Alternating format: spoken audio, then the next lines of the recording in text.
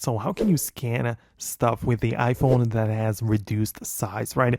Let's get started. If you're new on this channel, make sure you subscribe so you never miss anything important, right? So you can, of course, scan your documents in multiple different places.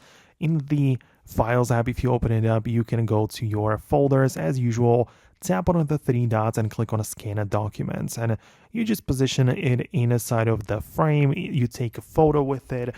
You can adjust it later, right? And you can save your documents there. However, if you have issues saving it because your phone isn't doesn't have enough storage available, you can manage this inside of the settings, general, and iPhone storage. Usually it's not gonna be that full that you wouldn't be able to scan like a document, but you can manage some different things, perhaps delete some data or some apps, right?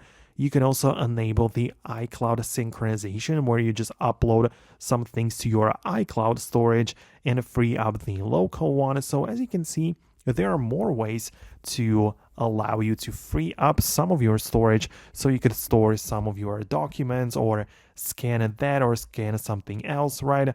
So yeah, there are more things to do, but in case I didn't cover something, some specific problem you had, let me know about that below in the comments. Most definitely subscribe so you do not miss the upcoming tutorials. I have plenty of them ready for you about the iPhone, iPad, and all of that stuff. So subscribe and you're not going to miss anything important. So thanks a lot, and I'll see you later.